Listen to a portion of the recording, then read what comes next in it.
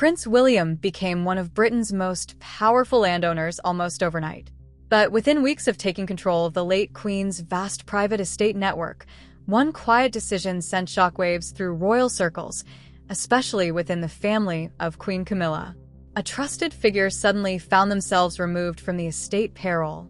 And inside palace corridors, the whispers started immediately. What exactly did William do, and why did it leave Camilla's relatives furious?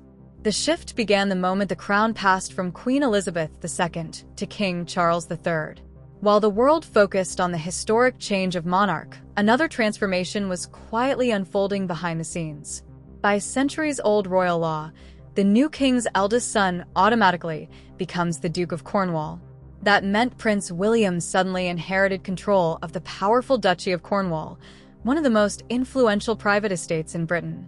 For many people, the title might sound ceremonial, but in reality, the duchy is a massive financial and land empire built over nearly 7 centuries. Vast farmland, coastal properties, historic villages, and commercial investments all fall under its control. The estate spans roughly 135,000 acres across England and generates tens of millions of dollars each year.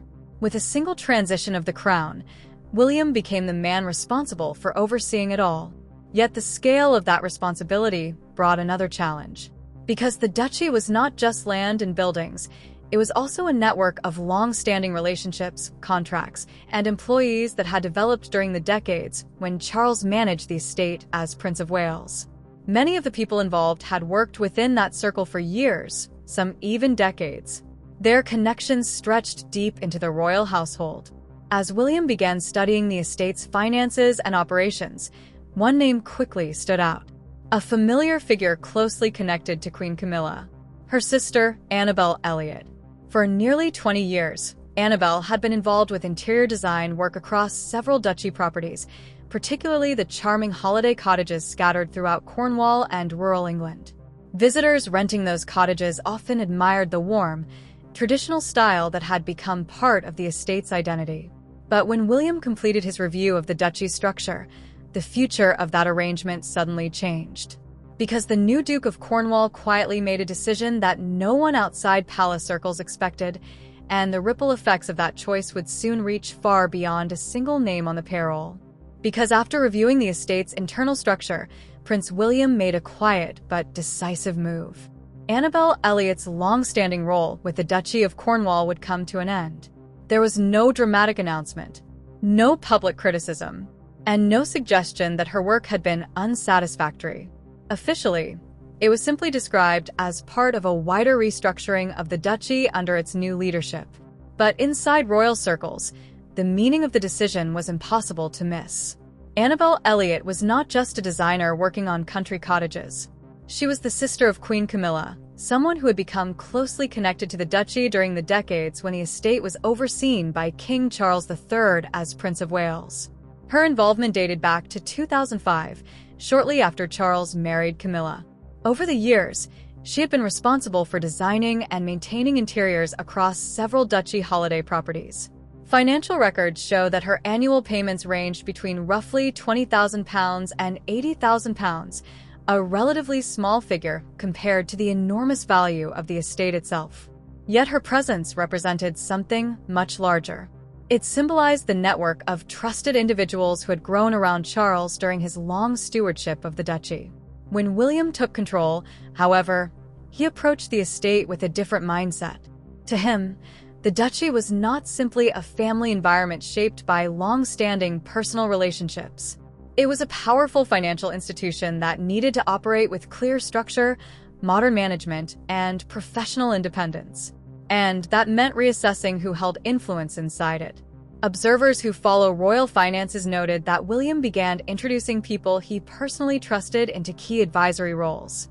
Some of these individuals had professional backgrounds connected to his charitable initiatives or had worked closely with him during his years preparing for future kingship. Slowly, almost quietly, the internal landscape of the duchy began to change.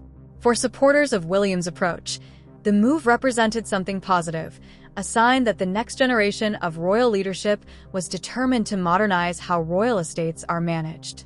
But for others inside the extended royal circle, especially those connected to Camilla's side of the family, the message felt very different. It suggested that the era of influence surrounding Charles's long reign as Prince of Wales was beginning to close. What looked like a simple payroll decision suddenly carried symbolic weight, because it hinted at something much bigger than staffing changes. It hinted at the beginning of a generational shift inside the monarchy, a shift where William would shape the environment around him according to his own priorities. And that raised a question many royal watchers immediately began asking. Was this simply responsible management of a historic estate, or was it the first quiet sign that Prince William intended to draw clearer boundaries between his future reign and the complicated family history that came before it? To understand why this moment stirred such strong reactions inside royal circles, it helps to look further back into the history that shaped Prince William's perspective. Because the duchy decision did not happen in isolation. William grew up during one of the most turbulent chapters in modern royal history, a period when the personal lives of the royal family were unfolding in front of the entire world. At the center of that story stood his mother, Diana, Princess of Wales. During the early years of her marriage to King Charles III, Diana quickly became one of the most admired figures on the global stage. Her warmth, empathy, and connection with ordinary people reshaped the public image of the monarchy. But behind the scenes, the royal marriage was under immense strain. The relationship between Charles and Queen Camilla had existed long before Diana entered the picture, and over time it became impossible to keep it hidden. In 1994, Charles publicly acknowledged the relationship during a televised interview, a revelation that confirmed years of speculation. For the public, it was a shocking moment. For William and his younger brother, Prince Harry, it was something far more personal. The two young princes were growing up while their parents' marriage was collapsing under the intense glare of global media attention. Newspapers across Britain and beyond filled their front pages with headlines, photographs, and commentary about the royal family's private struggles. Then, in August 1997, tragedy struck. Diana died in a car accident in Paris, leaving the world stunned and leaving William and Harry to face an unimaginable loss at a very young age. Millions of people remember the moment when the two brothers walked behind their mother's coffin during the funeral procession, a moment that became one of the most powerful images in modern royal history. For William, the experience left a lasting mark. As the years passed, he gradually stepped into his public role with remarkable composure. He supported his father's eventual marriage to Camilla in 2005 and maintained a respectful relationship with her during official appearances. Yet respect and professionalism do not erase history. When William inherited control of the Duchy of Cornwall, he was not simply taking charge of a financial estate. He was stepping into a position that had once been held by his father for decades, a role shaped by the complex personal dynamics of the royal family. That reality made his approach to managing the duchy particularly significant, because every decision he makes now reflects how he intends to lead in the future. Royal estates, like the Duchy of Cornwall, are not just collections of farmland and cottages. They are economic engines that help fund the responsibilities of the heir to the throne. They also represent centuries of royal tradition, stretching back to the medieval period when the estate was first created in 1337 by King Edward III. For William, managing the duchy means balancing tradition with a modern sense of accountability.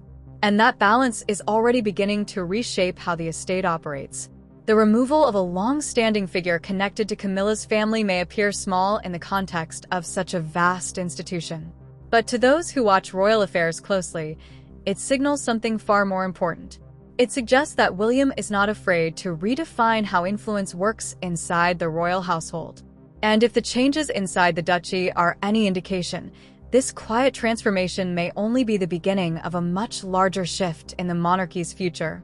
And that future may be shaped as much by land and property as by titles and ceremonies. Because the Duchy of Cornwall is only one piece of the vast network of estates connected to the British monarchy. Beyond the duchy lie properties that carry even deeper personal meaning for the royal family, estates that are not owned by the state, but by the monarch personally. Among the most famous are Sandringham House in Norfolk and Balmoral Castle in the Scottish Highlands. These estates have served as private sanctuaries for generations of royals. Unlike Buckingham Palace or Windsor Castle, which function as official residences belonging to the Crown, Sandringham and Balmoral are private family properties passed from one monarch to the next. Balmoral, in particular, holds a special place in royal history. It was purchased in the 19th century by Prince Albert for his wife, Queen Victoria, who fell in love with the dramatic landscapes of the Scottish Highlands. Over time, the castle became a place where members of the royal family could escape the formalities of public life and spend time together in relative privacy. Sandringham developed a similar reputation. Located in the quiet countryside of Norfolk, it became closely associated with royal family traditions, especially the Christmas gatherings that have taken place there for generations. The estate has witnessed countless private moments in royal history, from family celebrations to periods of reflection during difficult times. Both properties eventually came into the possession of Queen Elizabeth II during her long reign. When she passed away in 2022, ownership of those deeply personal estates moved automatically to her successor, King Charles III. Today, Charles and Queen Camilla spend time at both Balmoral and Sandringham, continuing traditions that have existed for decades. Yet royal inheritance follows a chain that always moves forward. When the crown eventually passes again, these private estates will move with it. That means they are expected to come under the control of Prince William once he becomes king.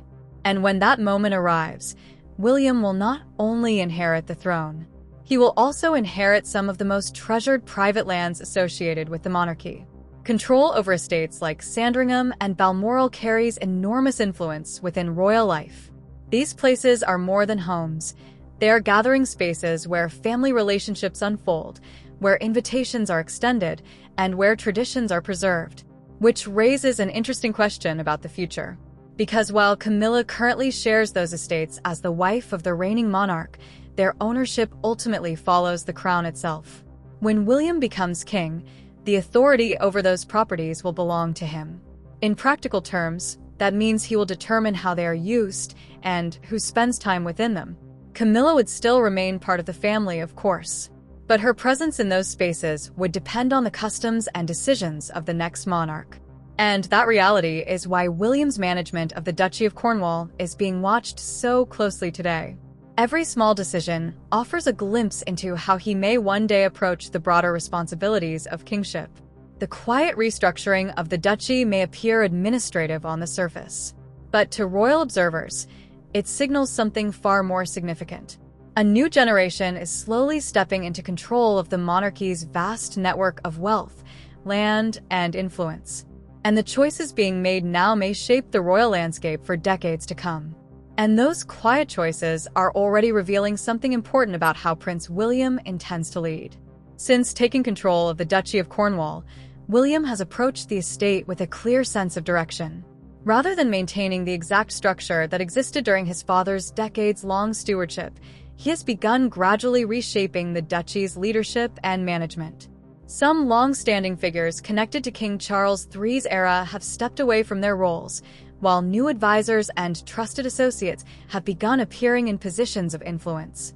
Among those brought into William's circle are individuals who have worked closely with him in recent years, people whose priorities align with his focus on modernization, environmental sustainability, and long-term stewardship of land.